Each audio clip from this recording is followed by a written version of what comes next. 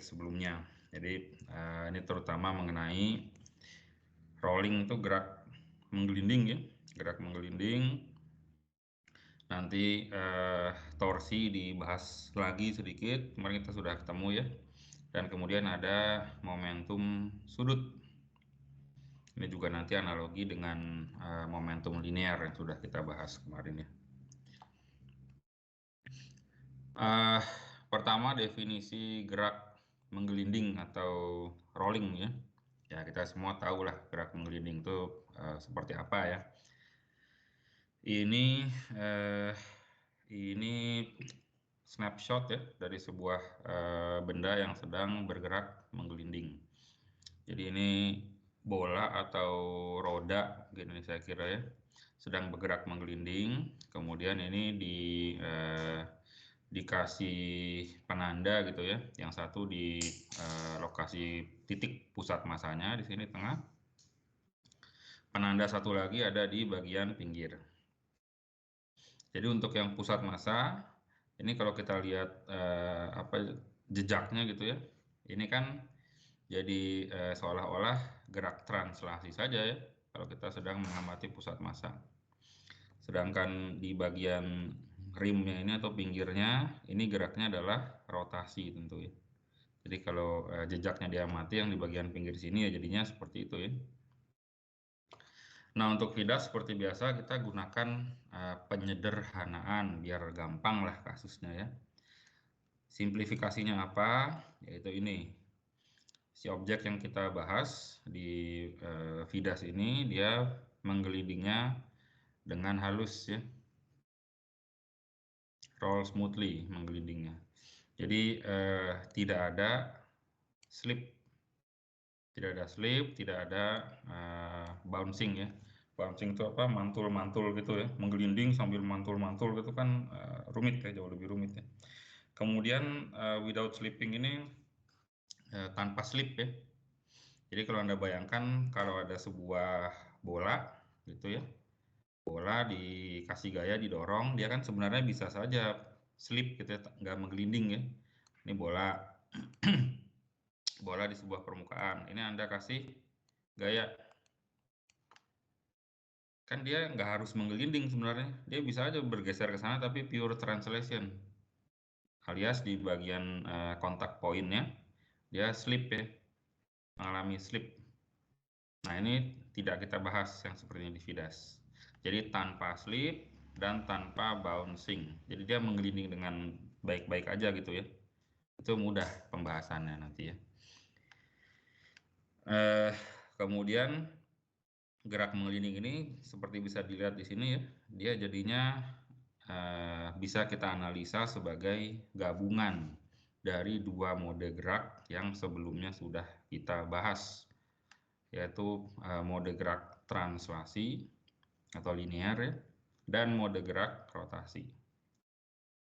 Jadi saya tulis seperti inilah, rolling sama dengan translation plus rotation.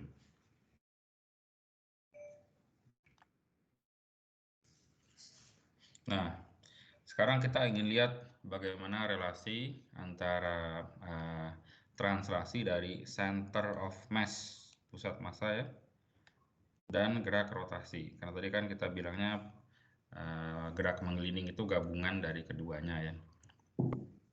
Sekarang kita lihat contoh kasusnya adalah ini sebuah ya roda sepeda gitu ya. Roda sepeda dia sedang menggelinding.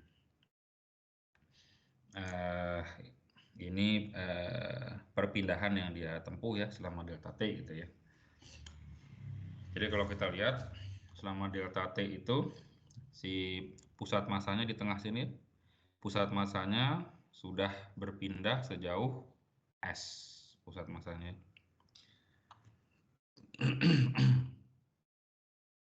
Di mana jarak lintasan S ini kan sama dengan yang ini ya, busur lingkaran yang ini nih, busur panjangnya sama. Busur dengan sudut busurnya theta ya.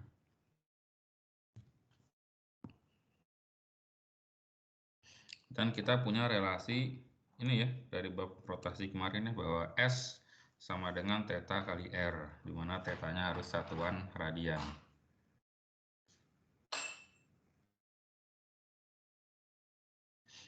Di mana S-nya itu tadi bisa kita pandang dua ini ya, S-nya ya, yaitu jarak tempuh atau perpindahan dari pusat massa. Ini ya, bisa juga kita pandang ini, panjang busur ini, S-nya itu ya. Sekarang kita turunkan satu kali terhadap waktu. Ini ya, ds dt sama dengan theta dr dt plus r d theta dt.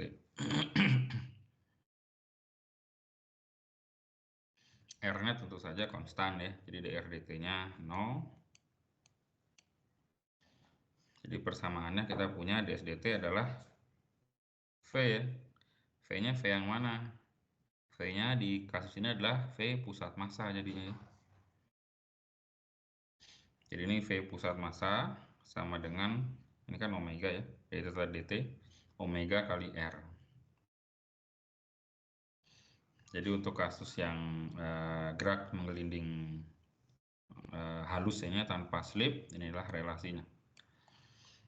Antara ini kecepatan translasi pusat massa ya, ini kan translasi pusat massanya. Kecepatan translasi pusat massa dengan kecepatan sudut rotasi dari si roda ini ya.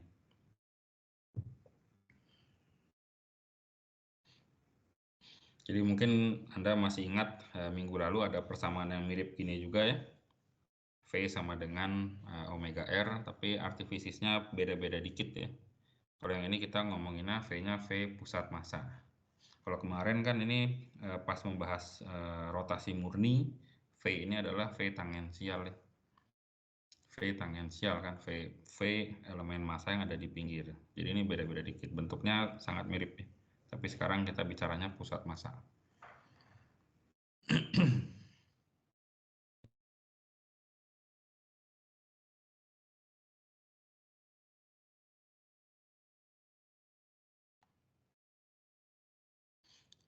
Nah, sekarang kita ingin lihat lebih jelas lagi bahwa gerak mengelilingi itu gabungan dari rotasi dan translasi ya. Yang tadi persamaan yang barusan. Ini kita pakai roda sepeda lagi. Sekarang kalau si roda sepeda ini sedang hanya berrotasi saja, kan sistemnya seperti ini ya, hanya rotasi saja. Ini kita set si kecepatan tangensialnya nih di pinggir rodanya sama dengan ya besarnya sama dengan V pusat massa ya. Misal 5 meter per sekon gitu misalnya. Karena dia rotasi murni dengan sumbu rotasi di pusat massa, V yang atas ke arah sana ya, V yang bawah ke situ ya. Ini digambarkan hanya atas bawah saja ya. Atas ke kanan, bawahnya ke kiri. Jadi yang ini plus V pusat massa, yang ini besarnya minus. Kemudian kasus yang kedua, rodanya ini translasi murni. Kalau bertranslasi murni, ya seluruh bagiannya bergerak dengan kecepatan yang sama ya. Mau pusat massa, mau di atas itu, di bawah, dimanapun sama kecepatannya. Kita set V-nya besarnya V pusat massa ya, bergerak ke sana ya. Nah sekarang kita gabungkan ya, antara rotasi dengan translasi ini kita gabung. Ditambahkan, kan hasilnya jadi seperti ini ya untuk gerak menggelindingnya. Yang atas V-nya arahnya sama ya. Jadi V-nya jadi 2 V pusat massa. Yang tengah ini 0 plus V pusat massa sama dengan V pusat massa. Yang bawah satu ke kiri, satu ke kanan dengan magnitudonya sama. Jadi di sininya 0 ya. Ini 0, ini 1 kali V pusat massa, ini 2 kali V pusat massa. Jadi ini si rodanya pada kenyataannya tentu saja sedang bergeraknya menggelinding ya. Tapi anggap aja ini kalau Anda ambil snapshotnya atau Anda foto gitu ya pada suatu tertentu. Anda foto cekrek gitu. Pada saat T tersebut inilah komponen kecepatan di bagian-bagian ini. Pak, Ya, tadi saya agak nge-lag pas Bapak lagi ngejelasin bagian yang B, apakah boleh diulang, Pak? yang B. Iya. Oke, yang B ini dia translasi murni ya. Jadi anggap yang bagian B ini si rodanya tidak berotasi. Jadi ini hanya ya anggap aja mirip dengan balok gitu ya, sedang bergerak dengan kecepatan V ya. Jadi hanya translasi saja, tidak berputar rodanya. Jadi kan semua komponen kecepatannya ya sama nih Iya. besarnya. Paham, Pak. Makasih, Pak. Oke, ini setelah digabungkan ya.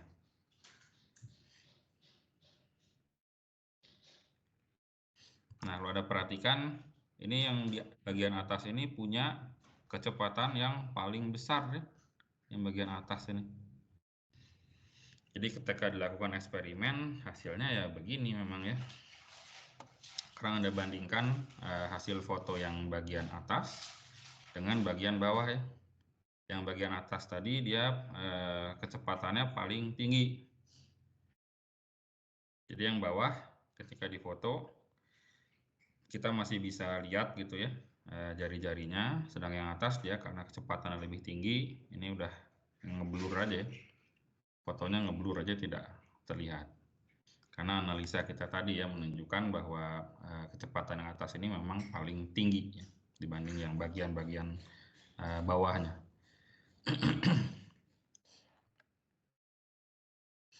Oke, sekarang kita perlu mengetahui energi dari gerak menggelinding ini bagaimana cara analisanya. Sekarang ini cara pandangnya beda lagi nih gerak menggelinding ya. Kalau Anda perhatikan beda lagi. Sekarang ini juga snapshot sama ya. Pada suatu T tertentu kita foto cekrek gitu ya, hasilnya seperti ini. Sekarang kita anggap si roda ini dia berotasi murni, tapi bukan terhadap pusat masanya, bukan, tapi terhadap kontak point di sini. Jadi makanya sekarang vektor-vektor kecepatannya digambarkannya seperti ini ya. Karena fokus kita bukan lagi pusat massa, ini rotasi terhadap kontak point di sini.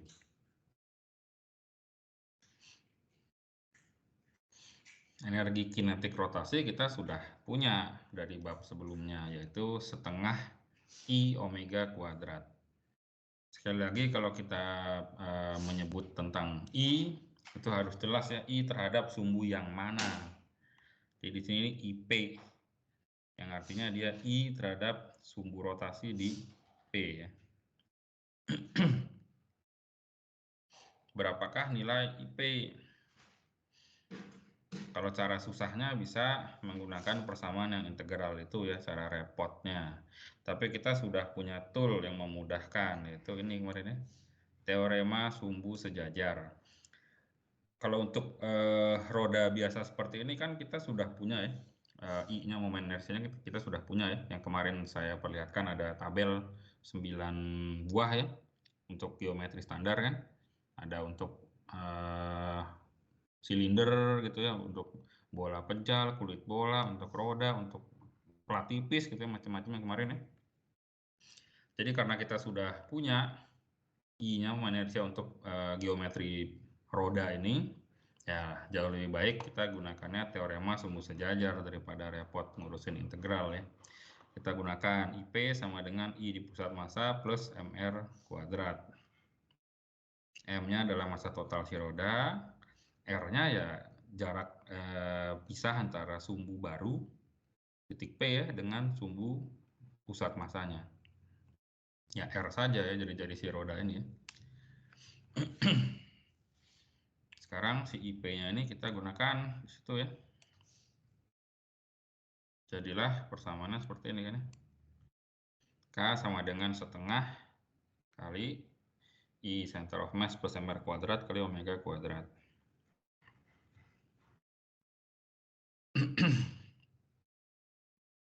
Kemudian ada definisi ini ya. V center of mass sama dengan omega kali R. Jadi bisa kita tulis seperti ini akhirnya.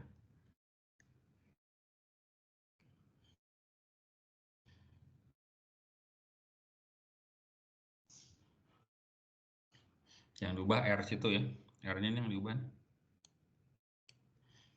Jadi K dari sistem gerak menggelinding ini, dari kinetiknya sama dengan setengah I pusat massa omega kuadrat plus setengah M V kuadrat ya.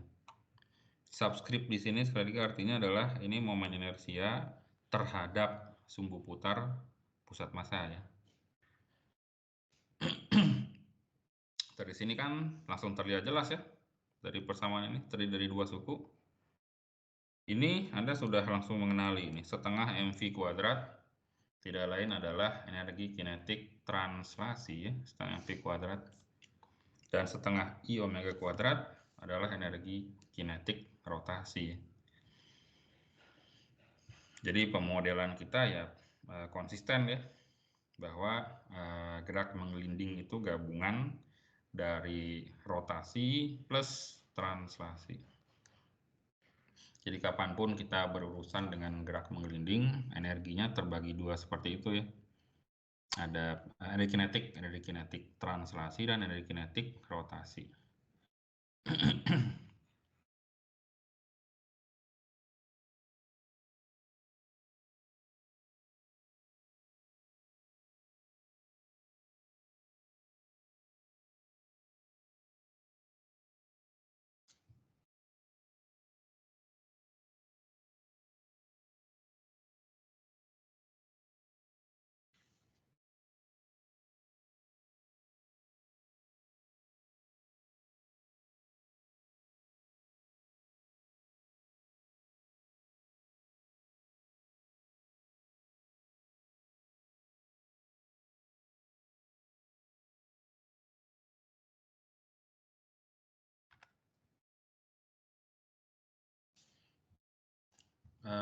Ini contoh kasus ya. Jadi ini ada sebuah bentar, ini bola atau roda ya? Ya kalau nggak bola, roda ya, nanti hanya beda di I-nya saja. Pokoknya benda bulat gitu ya. Dia sedang menggelinding di bidang miring gitu ya. Yang ditanyakan adalah akselerasi linearnya berapa.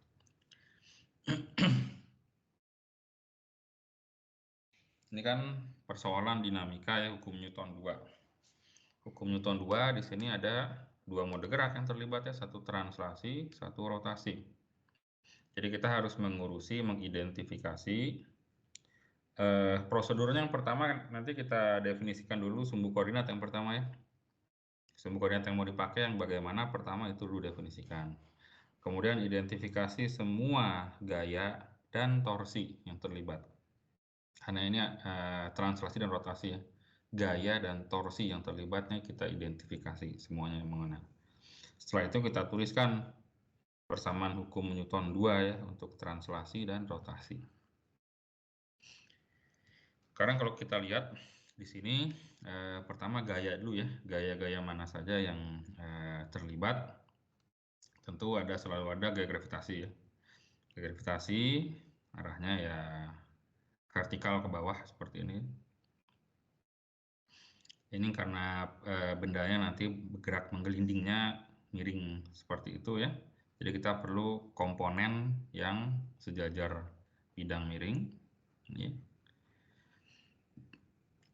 Sudut tetanya diketahui ini, sudut bidang miring. Theta ini tentu sama dengan yang ini ya. Jadi yang komponen sejajar bidang miringnya ya tentu Fg sin theta. Yang tegak lurus bidang miringnya Fg cos theta. Kemudian ada gaya normal di kontak poin situ ya, gaya normalnya. Ini gaya normalnya.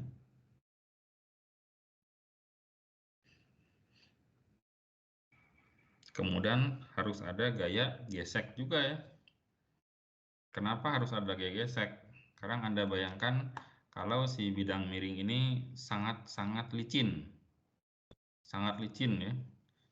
Kalau Anda lepas bola atau roda seperti ini di bidang sangat licin, dia akan slip ya. Dia akan bergeraknya hanya translasi saja ke sana. Dia tidak akan muter-muter kalau ini licin. Slip aja ke sana geraknya. karena kasus kita ini disebutkan si bola atau rodanya menggelinding dengan smooth ya, maka harus ada gaya gesek di situ.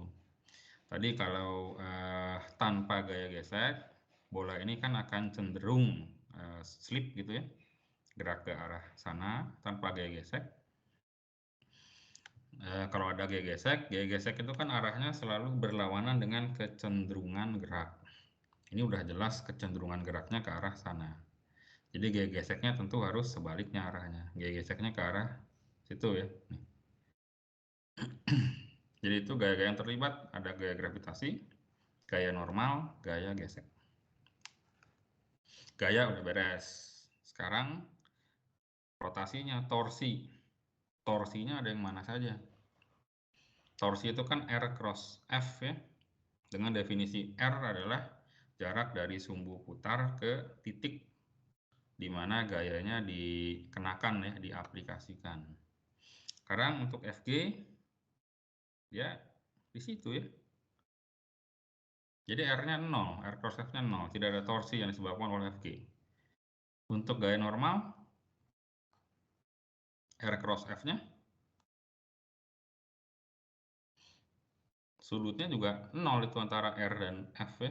Sin 0, 0. Jadi gaya normal pun tidak menyebabkan torsi apapun. Sekarang gaya gesek.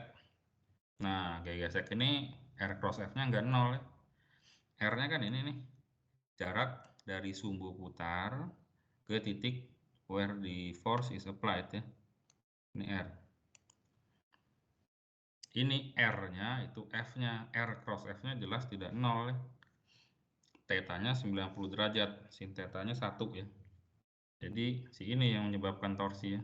Inilah yang menyebabkan si benda ini jadi berotasi, bergerak menggelinding ya. Oke, kita sudah identifikasi nih seluruhnya secara lengkap ya. Gaya dan torsi yang terlibat di kasus ini. Selanjutnya, dan ini sudah di contoh ini sudah didefinisikan juga sumbu koordinat ya. Kalau Anda lihat, X positifnya ke arah situ ya. X positifnya ke sana nih, X positif, Y-nya ke situ ya.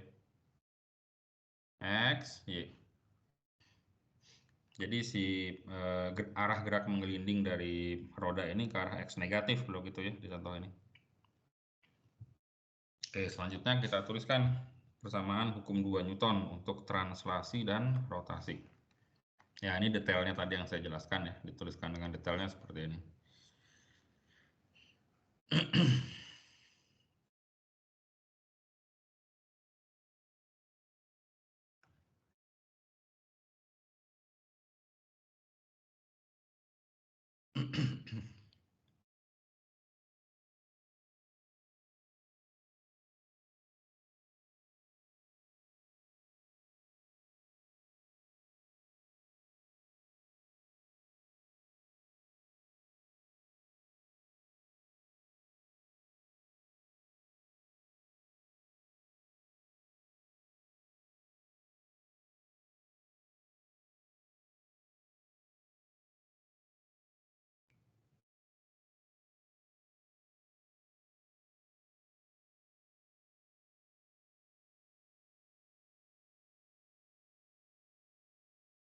Oke, ini untuk mengingat saja mengenai torsi ya. Ya, bisa kita pandang torsi ini yang menyebabkan si benda berotasi gitu ya. Jadi ini kalau ini sumbu putar, maka R-nya seperti ini ya. Ini jangan bingung dengan arahnya nih. Kadang saya suka khawatir ada yang kebalik, arahnya jadi ke sana ya. Panahnya ke sana, hati-hati kebalik. Arahnya itu dari sumbu rotasi ke titik gayanya, bukan sebaliknya.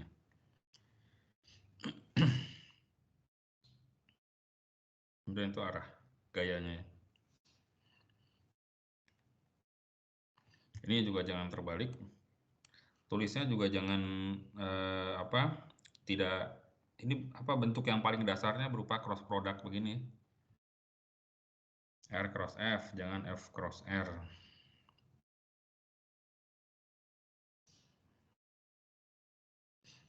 Kalau di SMA mungkin ada yang mengingatnya sebagai Fs sin theta misalnya ya. Nah, itu jangan seperti itu lagi. Karena kalau hanya Fs sin theta, kita jadi agak nggak ingat mengenai definisi arah. Arah yang ditentukan oleh cross product ini. Oke, kita tulis detailnya nih. Di prosedurnya yang pertama kan kita tentukan sistem koordinat. Ini saya perjelas lagi, terus di sini ya. Sistem koordinatnya seperti ini. Nih. Kemudian identifikasi semua gaya dan torsi yang terlibat, sudah barusan ya. Step selanjutnya tuliskan persamaan Newton 2 secara lengkap. Oke, kita tulis. Ini Newton 2 untuk translasi dulu. Fnet sama dengan M kali A center of mass. Fnet-nya yang pertama ada gaya gesek ya. Gaya gesek statik ini tentu ya. Gaya gesek statiknya karena kita gunakannya seperti ini, dia mengarahnya atau tandanya positif ya. Ya, ke arah X positif. Jadi ini positif arahnya. Kemudian ada ini ya, komponen X dari gaya gravitasi. Nih, ini minus min mg sin theta. Kemudian MA, A-nya adalah arah X ya. Ini translasi. Untuk rotasinya tau sama dengan I kali alfa. Taunya tadi kita hanya menemukan satu torsi saja yang terlibat ya. Torsi yang diakibatkan oleh Fs saja, nggak ada yang lain, cuma satu. Persamaannya R cross F, sudut antara keduanya 90 ya, jadi torsinya.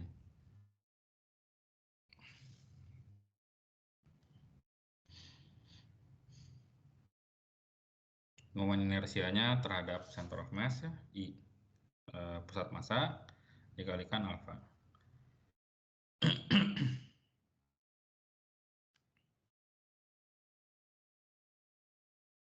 Kemudian kita punya relasi antara percepatan translasi dan percepatan rotasi seperti ini ya.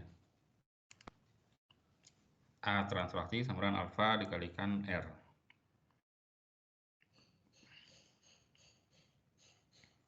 Nah, sekarang kalau kita lihat, ini kalau si benda ini kita lepaskan kan dia sudah tentu akan menggelinding ke arah X negatif ya. So, ya. Jadi percepatannya kan percepatan translasinya bernilai negatif ya, angkanya negatif ya. Kemudian kalau kita lihat yang mode gerak rotasinya, dia kan menggelindingnya jelas ke arah sana ya, menggelindingnya. Atau berlawanan arah jarum jam. Kalau kita ingat konvensinya bahwa arah gerak rotasi berlawanan jarum jam itu tandanya positif. Yang artinya alfa percepatan rotasinya ya, alfanya angkanya positif, sedangkan A percepatan translasinya negatif, tandanya saling berlawanan nih. Karena itu kita harus tuliskannya ini ya, seperti ini nih. Karena tandanya harus saling berlawanan. Kalau R kan sudah pasti positif R ya, jari-jari ini aja, jari-jari si benda itu ya. Tandanya harus kita tuliskan saling berlawanan. Karena itu Anda lihat di sini jadi seperti ini persamaannya, ada tanda negatif di situ.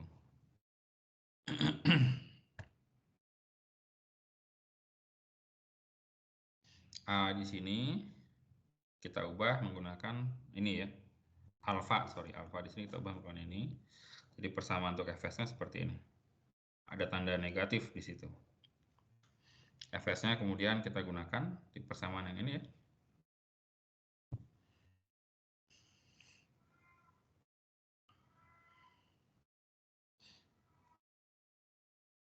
Maka kita bisa mendapatkan nilai percepatannya nih.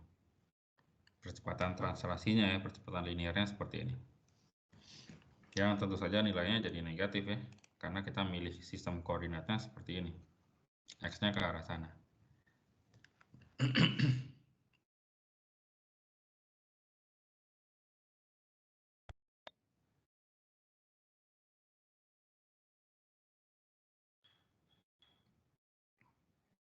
Semoga bisa dipahami ini ya. Analisa dinamika dari gerak menggelinding.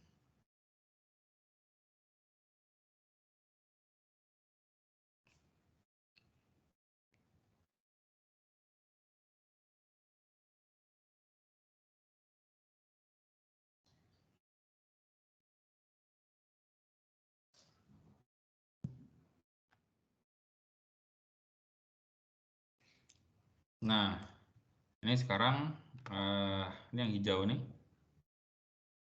Kalau sumbu sistem koordinatnya kita balik gitu ya. Jadi seperti ini. X-nya kita balik, positifnya jadi ke arah sini ya. Y-nya pun kita balik, jadi ke arah situ. Nah, jadi gimana nih kalau sistem koordinatnya kita balik? Coba Anda pikirkan, ada kodrat sejenak nih. Dengan sistem koordinat yang seperti ini.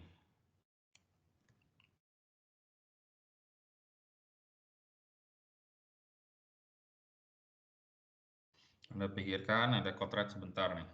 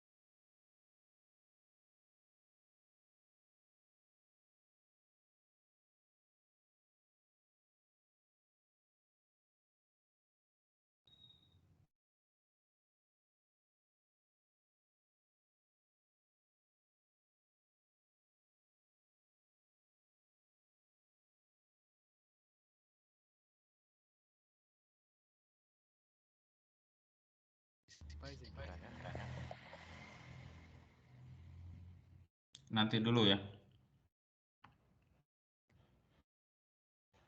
Karena saya dulu yang ingin bertanya nih. Hilman Mutakin hadir? Hadir, Pak. Andi Almira hadir? Hadir, Pak. Satu lagi, Laura hadir?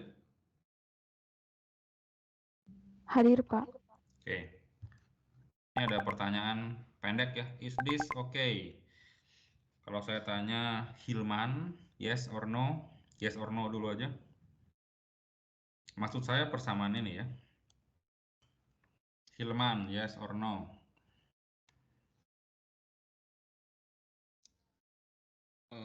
Menurut saya yes, Pak.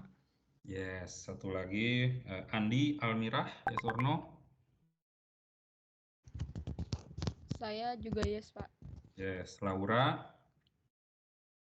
Menurut saya bisa, Pak. Bisa ya. Jadi 3 orang ini sepakat yes katanya persamaan ini ya.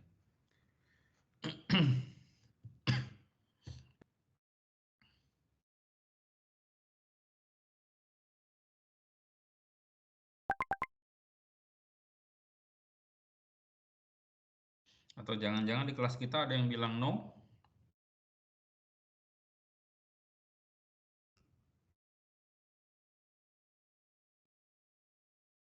Saya Pak, Siapa yang bicara ini? Fulvian. Siapa? Fulvian. Nanti ditulis di chat aja, saya kurang jelas. Kenapa bilang no? Itu MG sin theta seharusnya positif ya Pak?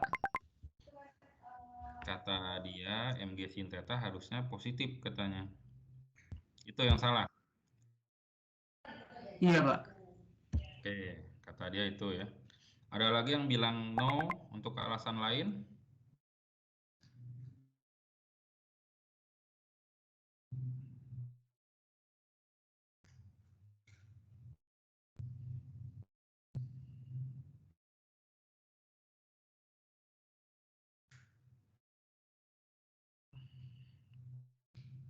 Adakah yang bilang no tapi alasannya lain?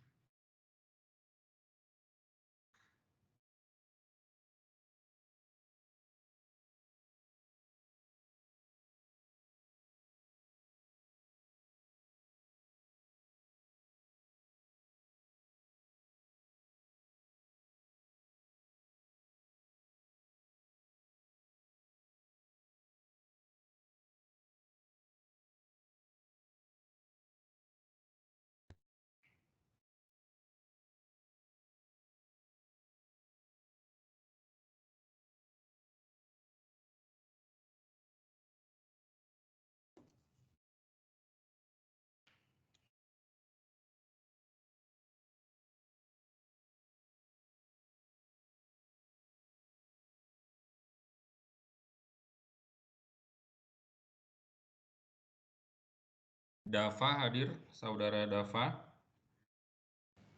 Hadir, Pak. Misal,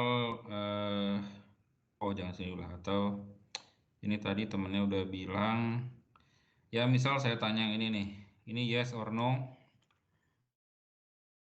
Ini nih.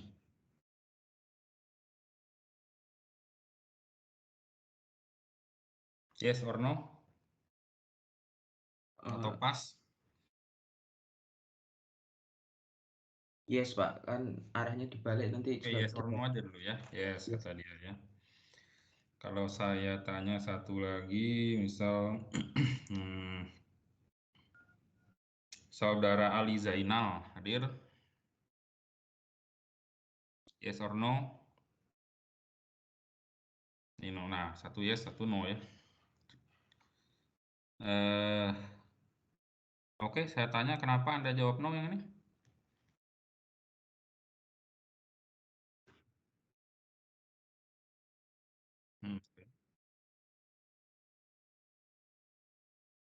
Oke ya, itu ya jawaban teman Anda ya. Oke, tadi yang pertama bilang no tadi bilang ini masalahnya ya. Ya tinggal kita lihat aja. Tadi di awal saya bilang X and Y-nya are reversed ya. Jadi seperti ini. Ya tinggal kita lihat di sini ya. Tinggal kita lihat aja di sini nih. Untuk komponen gaya sumbu X, kita punya yang satu Fg sin theta. Berdasarkan sumbu ini, ya ini udah jelas positif ya. Sudah jelas positif berdasarkan sumbu ini. Jadi Mg sin theta-nya harusnya positif. Bagaimana dengan Fs? Betul, itu negatif ke arah sana ya. Kemudian yang barusan teman Anda bilang this is no. Dia bilang si benda ini gerak menggelindingnya kan gitu ya, menggelindingnya tuh. Ini berlawanan arah jarum jam. By convention, The sign ya, tandanya harus positif. Percepatan sudutnya alfanya harus bernilai positif alfanya.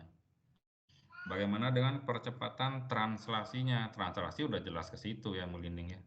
Berdasarkan sumbu koordinat ini, percepatan translasinya A ya tentu saja positif, alias A dan alfa ya. A dan alfa tandanya sama-sama positif. Jadi tidak perlu ada tanda negatif di situ ya.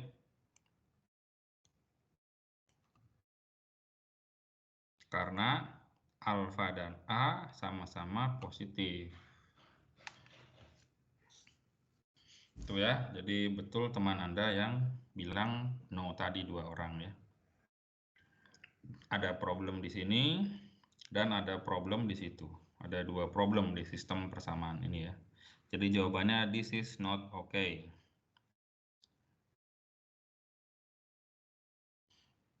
Semoga paham ya penjelasan ini. Karena kan pemilihan sumbu koordinat kan bebas sebenarnya ya. Kecuali ditentukan di soal, Anda bebas mau menentukan sumbu koordinat ya. Makanya sengaja saya balik nih biar Anda fasih menggunakan persamaan di sumbu koordinat yang sesuai ya. Itu masalahnya ya. Ini yang benarnya. Ini kan yang kita highlight ya persamaannya 2 ini ya. Ini sudah benar.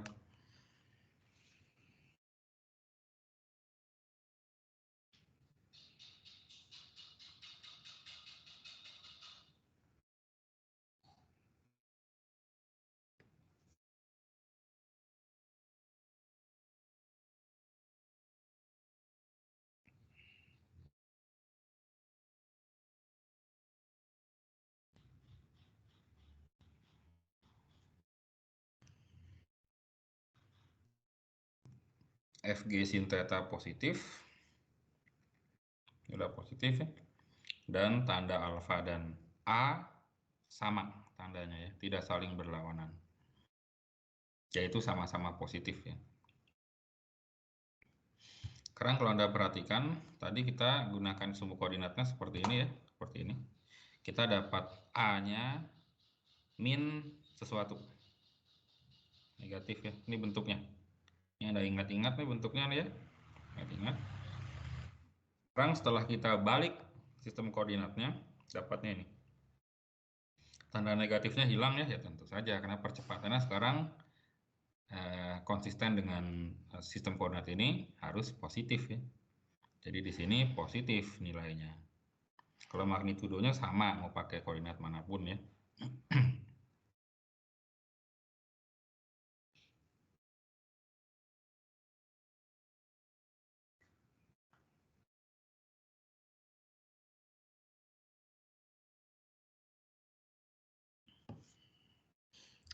Yang tadi 2 orang bilang no, namanya silahkan tuliskan di chat ya. Yang 2 orang tadi ini.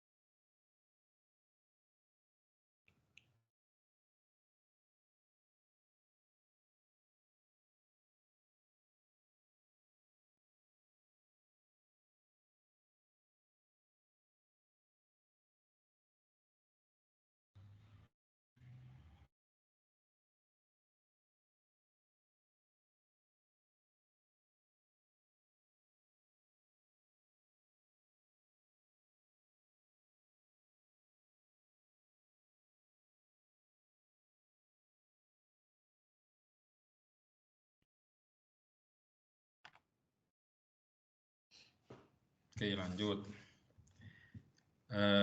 Ya ini contoh soal yang mirip ya. Ini ada bola pejal. Massa bolanya 6 kg, radiusnya R. Dia menggelinding dengan mulus gitu ya. Sudut bidang miringnya 30 derajat. Kemudian diketahui vertical height. Jadi ini ya. Nah, ini nih, jarak ini tuh tingginya 1,2 meter. Yang ditanya kelajuan saat si bolanya sudah sampai situ, yang pertama ya A. Kemudian waktu yang diperlukan sampai bawah situ. Kemudian besar dan arah gaya gesek statik yang bekerja di sini ya, guys. 3 pertanyaan.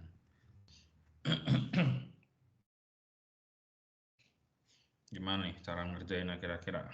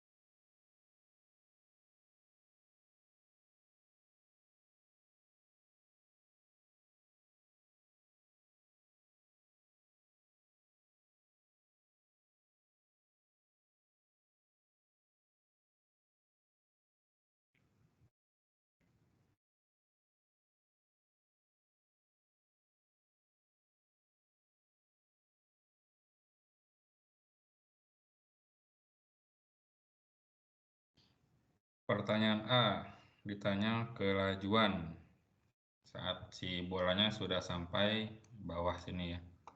Berapakah kelajuan?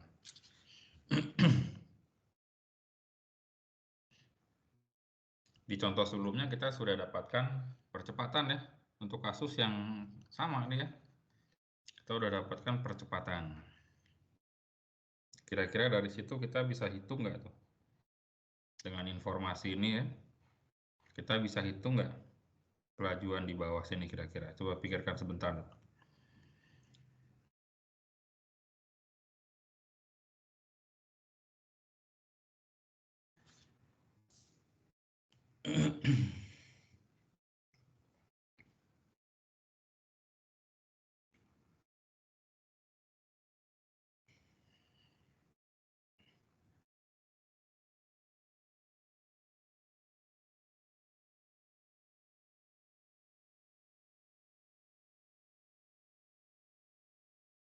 Albert hadir?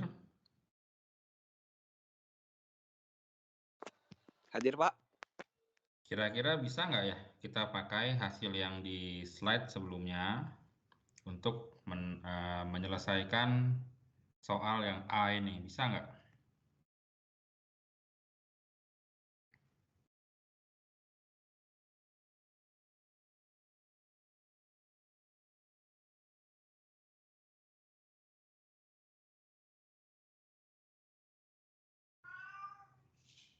Yang di slide sebelumnya tadi kita menghitung variabel apa, Albert?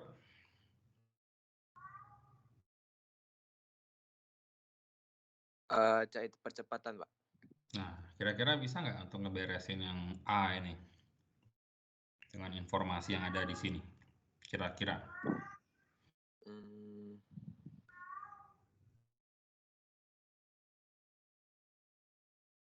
Oke, pas tampaknya ya. Saya beralih ke yang kedua. Misalkan saya panggil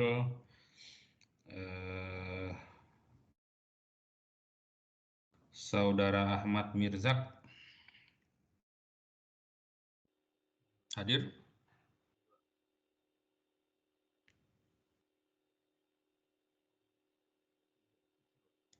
Ahmad Mirzak, apakah tidak hadir?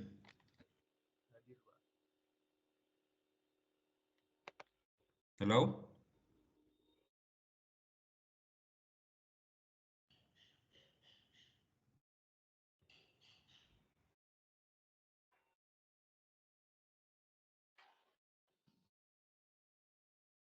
Ahmad Mirzak, hello. Suara Anda sangat pelan ya, coba agak teriak biar saya dengar. Nomor A ini bisa nggak diberesin pakai yang dari slide sebelumnya? Tidak. Oke, dia jawab tidak ya. Ya, saya coba satu lagi lah biar jawabannya ada 3 gitu ya. Kalau saya tanya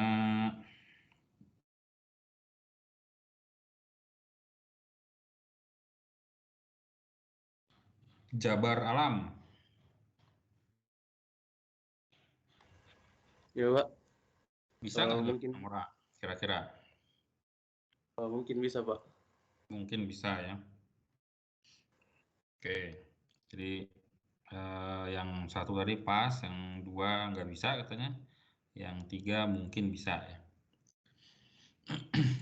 Itu diketahui massa ya, diketahui sudut, diketahui tinggi vertikal, diketahui percepatan, ditanya kecepatan di bawah.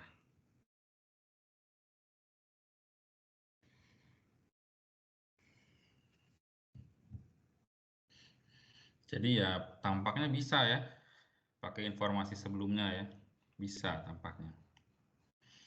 Tapi ini kalau kita lihat lagi, yang ditanyakan cuma pokoknya kelajuan di bawah berapa ya. Kita bisa pakai kinematika dinamika bisa. Tapi karena di sini ini kan berarti istilahnya dibebaskan caranya ya. Jadi cara termudahnya tentu pakai persamaan energi saja ya, cara yang paling mudah ya. Jadi kita tidak perlu gunakan informasi percepatan tadi ya. Kita bisa gunakan persamaan energi yang paling simpel, yaitu energi mekanik awal sama dengan akhir ya. Cuma di sini yang membedakan ini geraknya gerak menggelinding. Jadi kinetiknya terbagi 2 tadi ya. Ada kinetik rotasi, ini rotasi, plus kinetik translasi. Kondisi awal hanya punya energi potensial. Kondisi akhir 2 jenis energi kinetik ini ya. Ya ini langsung dapat ya. V di bawah langsung dapat.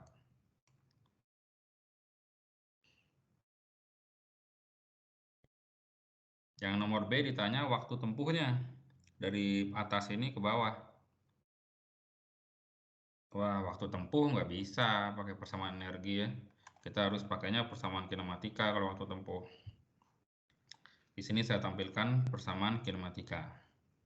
Untuk percepatan konstan, baik translasi maupun rotasi ya.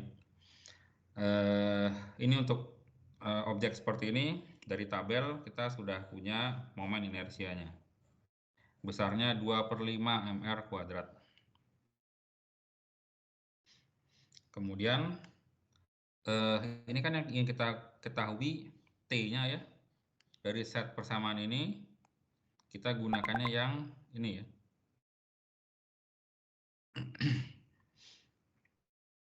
Dimana percepatannya sudah kita turunkan tadi persamaan untuk percepatan. Sekarang kita tinggal input saja angka-angkanya ya. Dapat percepatannya. Kemudian X min X 0-nya yang kita butuhkan ini ya, nih. Yang kita ketahui ketinggian vertikalnya 1,2 meter dan sudutnya 30 derajat, ya bisa dihitung ini ya. X min X 0-nya bisa dihitung, dapat. Kita gunakan angka-angka ini di persamaan yang ini, dapat ya waktunya ya. Kalau yang ditanya waktu kita nggak bisa pakai persamaan usaha energi. Kalau yang ditanya cuma kecepatan, ya konservasi energi saja yang cara paling cepat saya kira ya. Cara paling simpel.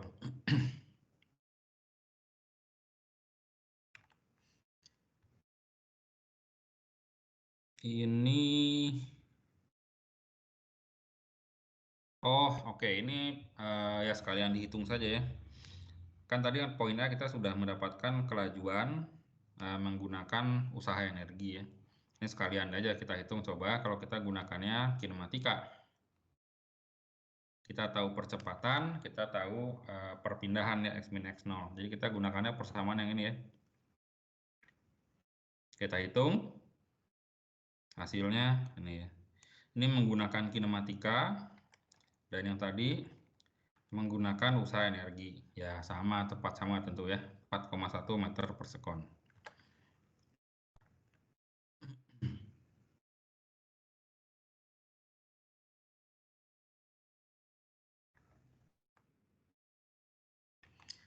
Yang nomor C itu ditanya magnitudo dan arah dari gaya friksi statis ya. Kalau arahnya udah jelas ya. Di analisa kita yang sebelumnya sudah jelas arahnya. Besarnya tadi kita sudah punya persamaannya untuk Fs ya. Kita sudah punya persamaannya, tinggal kita input saja angka-angkanya. Jadi ini jawabannya.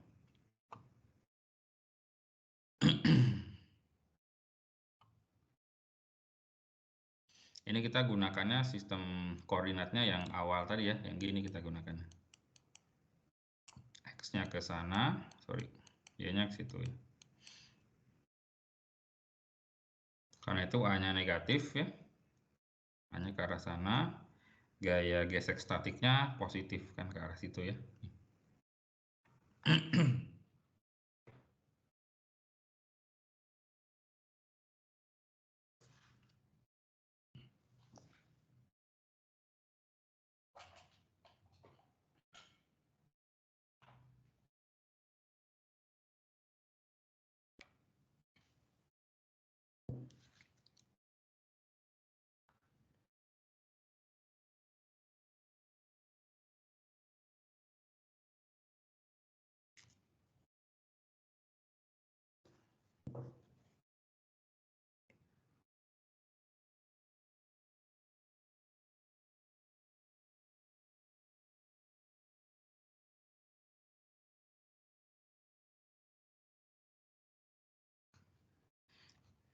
Oke, kita break dulu 5 menit deh. Break 5 menit.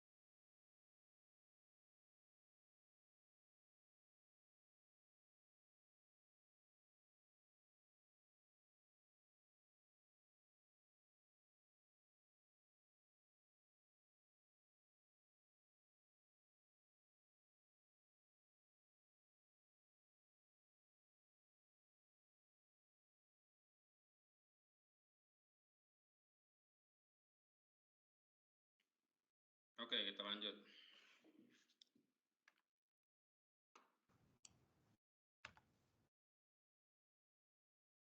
Oh, ini contoh kasus yang sedikit berbeda ya. Yoyo. Ini saya nggak tahu nih, generasi Anda masih main yoyo nggak nih? Kalau saya waktu kecil dulu masih main ini ya, yoyo. Jadi ini ya mainan tradisional gitu ya. Cara mainnya relatif mudah. Itu di situ ada tali ya, lili tali. Ini biasanya dulu dari kayu bahannya. Kayu bentuknya seperti roda gitu ya, ada tali lilit, kita lempar ke bawah gitu ya, naik lagi ke bawah, naik lagi gitu ya. Nah, sekarang kita ingin analisa nih si sistem yoyo ini. Nah, ini daripada kita mulai dari awal sekali dari nol analisanya, kita bisa gunakan hasil yang sebelumnya untuk ini ya, yang sebelumnya. Kita tinggal ambil analogi saja. Ini bola atau roda di bidang miring tadi ya. Ini untuk yoyo. Sekarang kalau kita identifikasi gaya-gaya yang bekerja pada yoyo, aslinya ini ya, aslinya. Jadi karena talinya ada di situ ya, jadi R yang kita ambil bukan jari-jari yoyo seluruhnya bukan, tapi yang kecilnya saja R0. Kemudian ada tegangan tali di situ ya, yang menyebabkan si yoyonya berputar ya.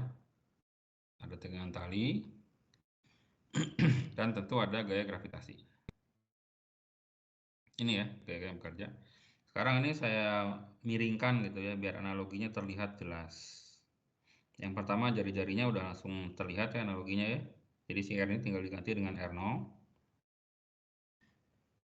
Kemudian padanan dari gaya gesek statik adalah gaya tegangan tali. Kemudian ini tadi kita punya komponen X dari gaya gravitasi ya. Sekarang yaitu gaya gravitasinya sekarang ya, Fg-nya ke arah situ. Jadi tinggal kita ganti-ganti saja dari persamaan yang sebelumnya seperti ini, kita ganti. Yang pertama kalau kita lihat theta-nya, theta itu apa sih tadi definisinya? Ini theta ya.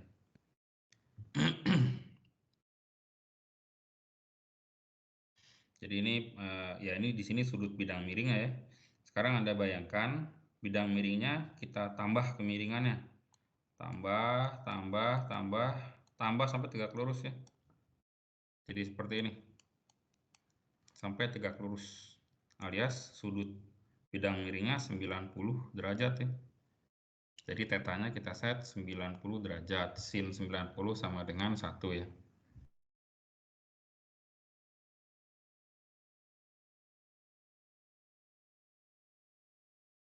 Kemudian R-nya tadi kita ubah jadi R0 ya. R-nya jadi R0. Sudah ya, kita punya persamaan untuk percepatan pusat massa dari mainan yoyo ini. Ini dia persamaannya. Min G per 1 plus I center of mass per mr kuadrat. Ininya mungkin yang nanti kalau dihitung secara integral mungkin saja agak ribet ya. Ini biasanya ya diberikan langsung sekian gitu angkanya ya. Karena geometri yoyo itu kan agak rumit ya. Yoyo itu kalau dilihat dari samping kan kurang lebih gini ya. Di situ cembung. Tuh ya. Dilihat dari samping. Ini ada untuk talinya gitu ya. Nah, gitulah kira-kira ya. Talinya berputar di situ ya. Nah, ngitung geometri seperti ini, waduh, kebayang ya, susah. Jadi ini biasanya diberikan saja I-nya sekian gitu ya untuk geometri yang susah itu ya.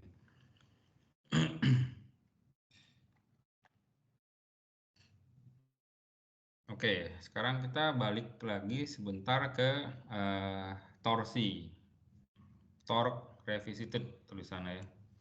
Jadi definisinya mau kita perluas ini torsi ini. Kalau sebelumnya kan kita bicara torsi itu selalu sedang membicarakan objek benda yang berotasi ya.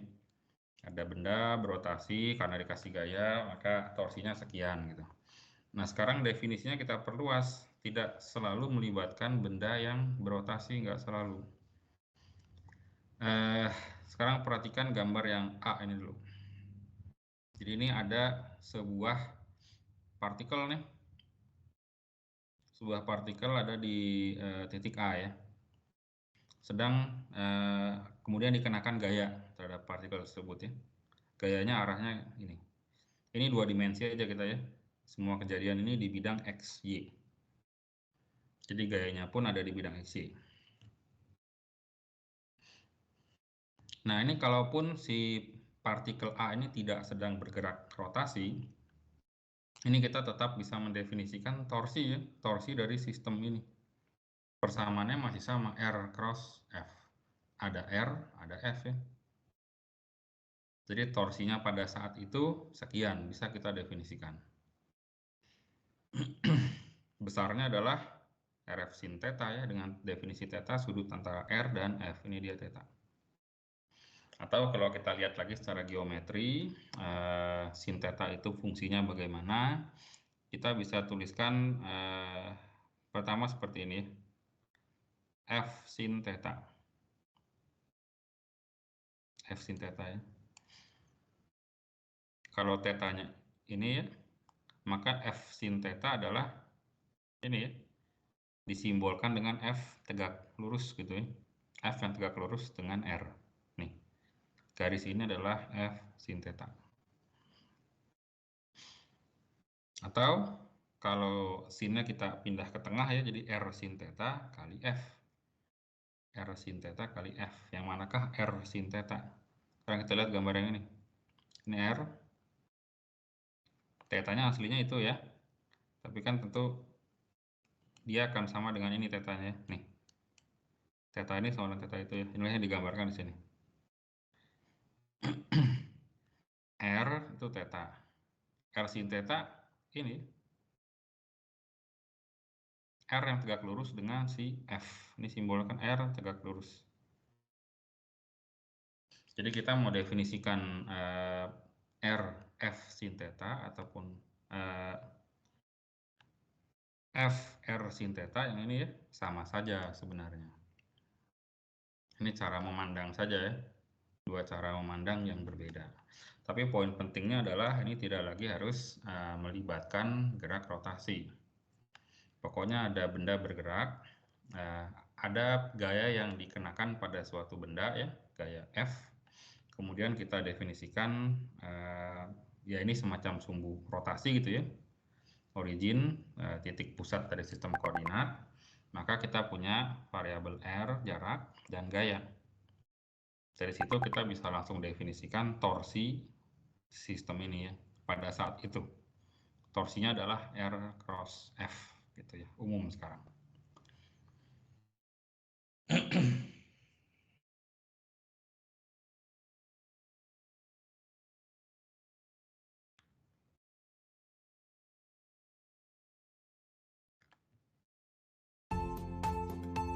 Oh, ini contoh soal ya. Di contoh soal ini apa sih? Ada sebuah partikel di titik A nih, yang jaraknya R dari pusat koordinat ya. Pusat koordinatnya X, Y, Z-nya ini X, Y, Z ya. Kemudian dikenakan 3 gaya, ada F1, F2, F3.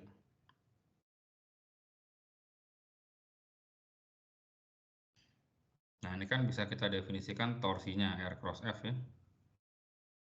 Torsi sama dengan R cross F. Nah, di sini ada pertanyaan nih. Arah torsi karena F1, arah torsi karena F2. Ini ada 3 sebenarnya gayanya ya. Ini kalau Anda perhatikan F1-nya ini ya, ini F1 nih. F2-nya ke bawah situ, F3-nya ke sana. Pusat koordinatnya ada di situ.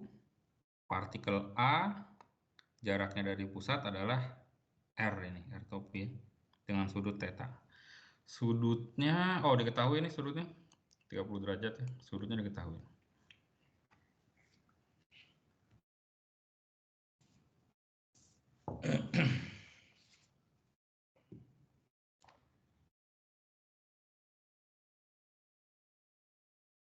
Saudara Maulid hadir? Hadir, Pak. Kalau saya tanya kemanakah arah torsi karena gaya F1, kemana ya?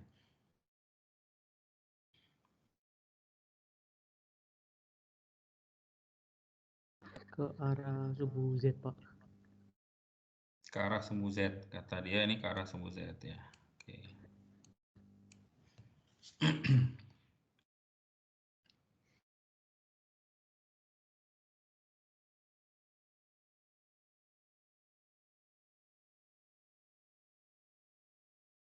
Putri Rinda hadir?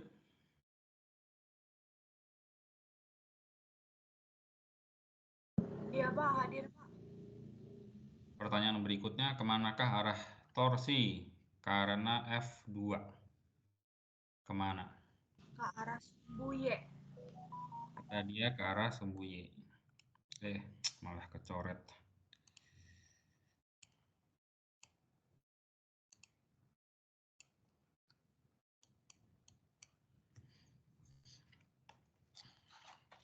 Coba Anda perhatikan nih, sudah benar belum nih jawaban teman-teman Anda? Anda perhatikan dulu nih.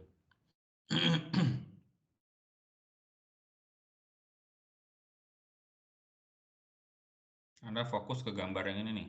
Nah, gambar yang ini nih fokusnya.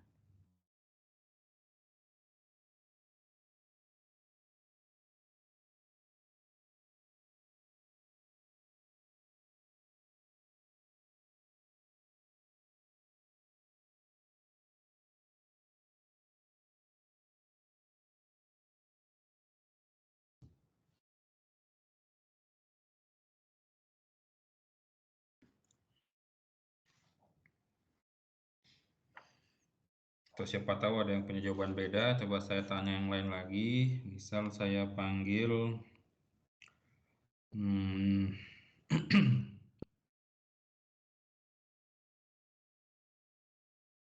Sakanti hadir? Hadir Pak. Arah torsi karena F1 kemana kira-kira? Sumbu Z. Jawabannya Z juga dia. Kalau saya panggil Sultan ada? Iya Pak, hadir Pak. Yang ini jawaban Anda gimana nih? Torsi karena F2.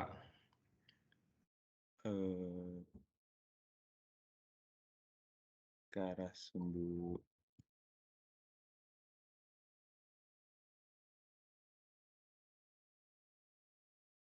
Z Pak.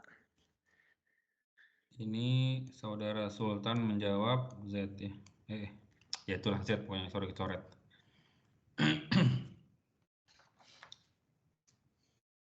Oke, kira-kira mana yang benar ya? Ya tinggal kita lihat saja nih. Persamaannya sudah saya tulis nih di sampingnya ya. Torsi itu R cross F. R-nya sama ya untuk semua tiga ini ya. R-nya itu 1 biji ya, semua sama. Kalau kita lihat torsi akibat F1. F1 ini ya. F1. F1 ini biar lebih mudah membayangkannya, misalkan F1 ini saya pindah ke situ ya. Nah, saya pindah ke situ deh F1-nya nih. Jadi ini R, ini F1 ya. Sekarang Anda cross-kan R cross F1. R di-cross-kan dengan F1. R diputar ya. Menuju F1. Ini 4 jari Anda nih. Ini 4 jari Anda nih. R menuju F.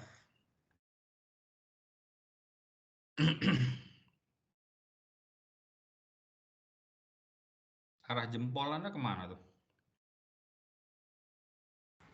Ke bidang, Pak. Kita pakainya XYZ ya. Arah jempolnya kemana? Negatif Y, Pak. Negatif Y, Gimana? Pak. Negatif Y, Pak. Nah, kan jelas ya? Min Y. Iya, Pak. Sekarang F2. F2 itu mana? Ini ya F2. Ya biar jelas F2-nya misal saya pindah ke sini nih. Nah, itu F2 ya. Sekarang R cross F. R, ini nih. 4 jari Anda mutar ke situ. Kemana jempol Anda mengarah? Iya, Pak. Y positif, Pak. Plus Y ya. Positif Y. Gampang ya jawabannya itu ya. Jadi ini jawaban yang benar nih.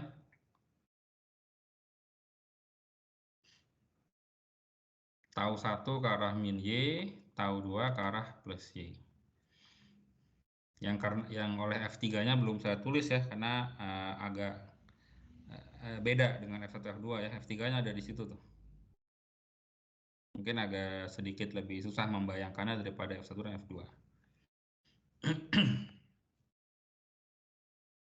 Sudut-sudutnya bisa dihitung ya, karena ini tetanya sudah diketahui. So, ini saya hapus dulu merah-merahnya. Ini silakan diingat ya. Tau 1 ke min Y, tau 2 ke plus Y. Ini saya hapus dulu. Theta ini diketahui.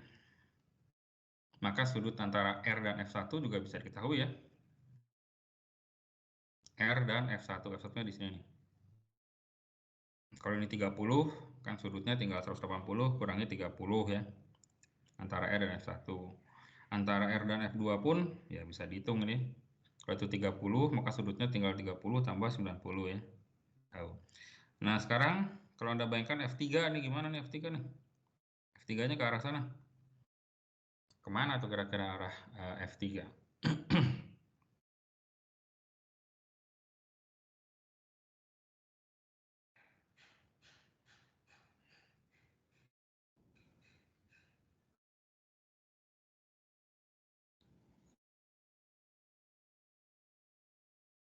Ke arah X positif, Pak. Teman Anda bilang X positif. Yang lain ada? X positif Negatif dan Z, Pak. Z negatif, Pak. Negatif Z Iya, Pak. katanya ya. Dua-duanya, Pak. X positif dan negatif Z, Pak. Nah, di bidang X dan min Z gitu ya. Iya, Pak. Ada di bidang X dan min Z katanya. Ada di suatu tempat, sini ya, somewhere around here katanya. Ini kan biar mudah, sekali lagi si F3 ini Anda pindah aja ke sini nih. F3 Anda pindah ke situ, ke arah min Y ya, biar mudah dibayangkan nih, pindah ke situ. Sekarang Anda crosskan, R diputar menuju F3. 4 jari Anda mutar nih, dari arah R menuju F3, 4 jari Anda. Jempol Anda sudah tentu mengarah ke sini ya, betul jawabannya ya. Jempol Anda akan mengarah ke sini, bidang antara X positif dan Z negatif ada di situ tuh. Ya, ini jawabannya ya. Ini dia.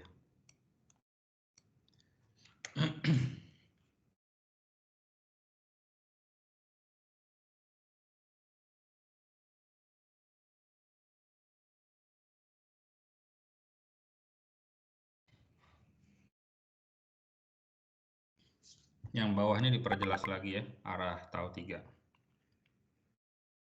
Arah F3-nya ini digambarkan masuk bidang ya, masuk bidang ke arah Y negatif, R-nya ada di situ. Dan ini bidang X dan Z negatif ya, betul. Ini dia.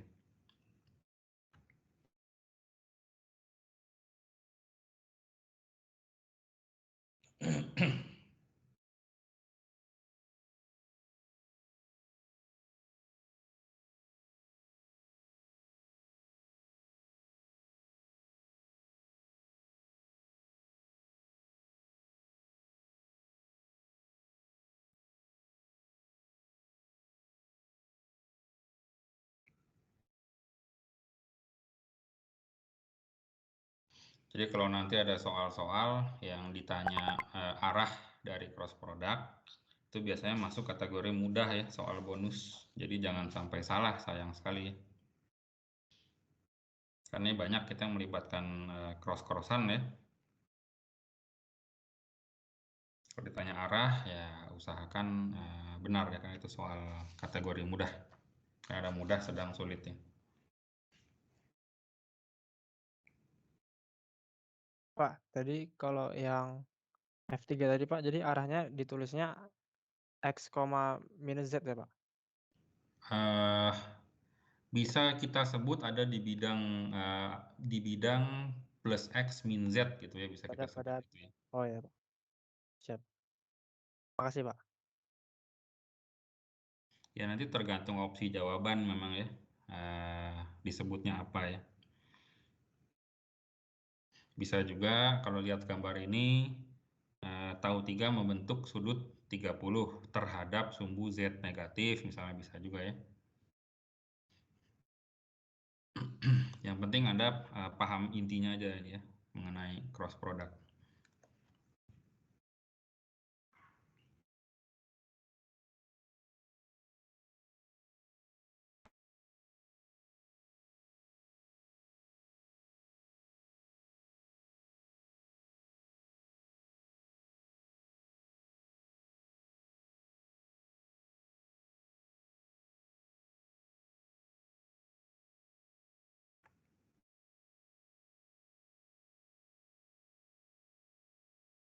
Nah, ini mengambil ide dari perluasan definisi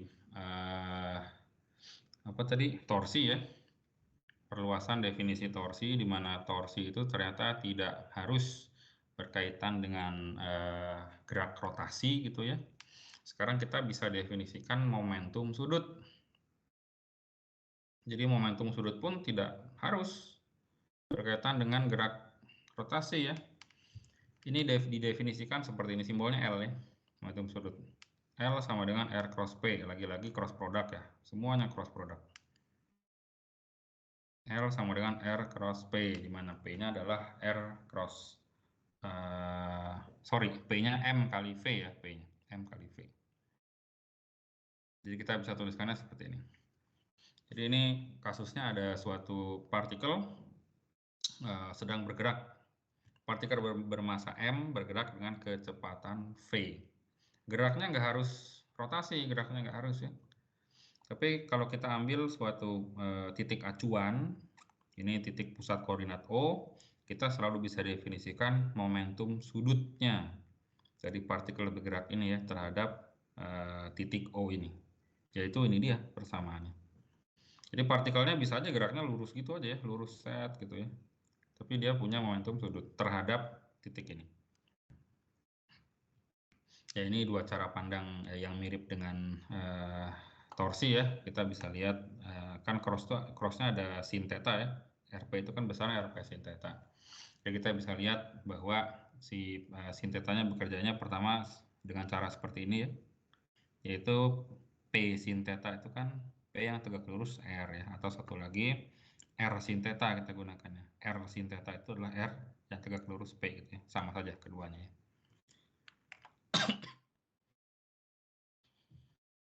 Oke, contoh soal ini.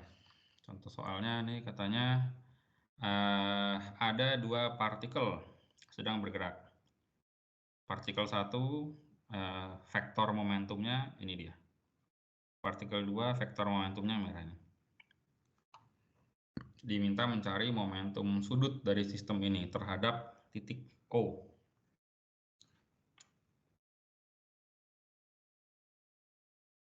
Di sini disebutkan P1 ini diketahui sekian gitu momentumnya ya. Kemudian si partikel 1 ini akan jarak terdekat dari titik O-nya ada nih ya 2 meter katanya. Jadi ini diketahui 2 meter katanya. Kemudian untuk ini partikel 1 ini ya, sorry. Jarak ini diketahui katanya. Jarak terdekat dari titik O. Demikian juga jarak terdekat partikel 2 dari titik O pun diketahui. Jaraknya sekian katanya ya. Nih. Ditanya momentum sudut sistem, ya kita hitung satu-satu aja kemudian dijumlahkan ya. R cross P. P-nya konstan, R-nya kita gunakan ya tegak lurus ini.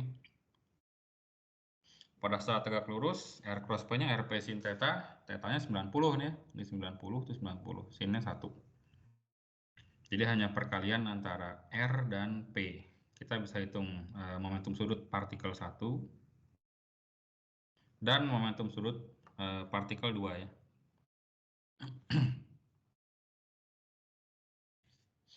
Besarnya sudah kita dapatkan. Sekarang tandanya positif negatifnya ya. Ini kita masih mengikuti konvensi yang gerak rotasi. Konvensinya masih kita pakai ya, karena ini kan masih persamaan angular sudutnya. Untuk P1 Ini bisa kita anggap seolah-olah dia bergeraknya berlawanan arah jarum jam ya. P1 berlawanan arah jarum jam, P2 searah jarum jam. Jadi momentum sudut yang satu karena berlawanan dia positif ya. Dia positif nih. Sedangkan momentum sudut yang dua dia searah jarum jam, dia negatif.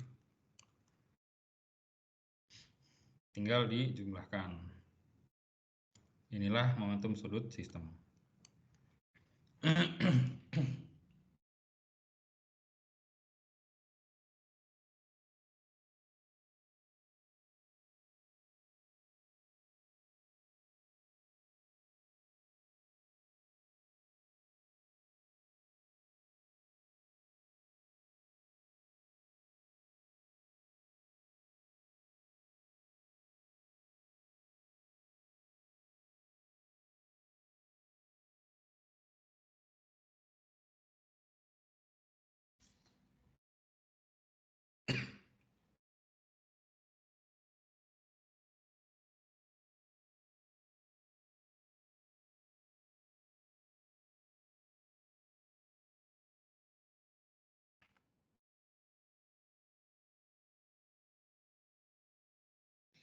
Oke, selanjutnya kita ingin dapatkan ekspresi dinamika ya dari persamaan-persamaan angular tersebut.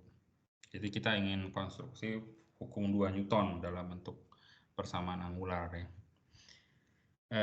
Kita tadi sudah punya definisi dari momentum sudut ini ya.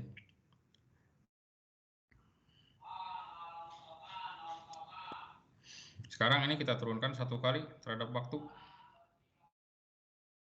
Ini aturan rantai ya. dl dt sama dengan M R cross dv dt plus dr dt cross V. dv dt adalah percepatan. dr dt adalah kecepatan. Vektor dikroskan dengan dirinya sendiri 0. Jadi persamaannya hanya ini ya, M R cross A atau R cross M kali A. M kali A udah langsung dikenal ya. M kali A tentu saja F. Jadinya R cross F.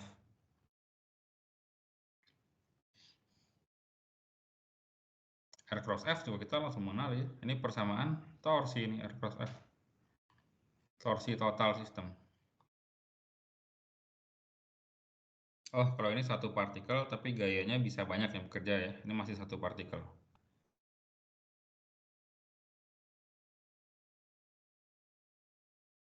Jadi persamaannya kan jadi seperti ini ya. Tau net sama dengan dl dt. Ini kalau kita bandingkan dengan persamaan linear, mirip ya. Kan ini yang biasa kita lihat F sama dengan M kali A. Tapi kita tahu kan bisa dituliskan seperti ini ya. Dimana P-nya MV, M dv dt sama dengan M kali A ya. Jadi F sama dengan dp dt. Padanan angularnya seperti ini. Tau sama dengan dl dt.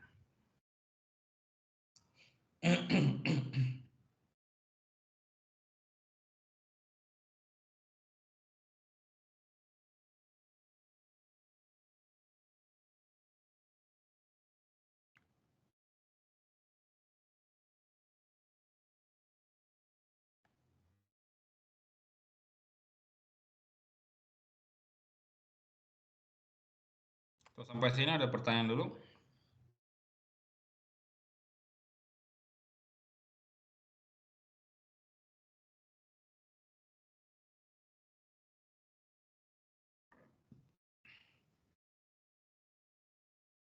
Atau mungkin materi hari ini sampai sini dulu aja deh.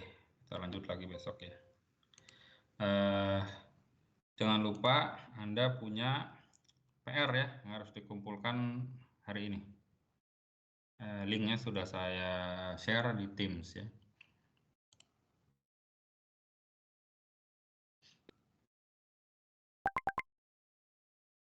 Oke, saya kira cukup dulu saja materi kita. Nanti lagi kita lanjutkan ya. Selamat pagi. Pagi, Pak. Terima kasih banyak. Pagi, Pak. Terima Selamat kasih. Pak. pagi.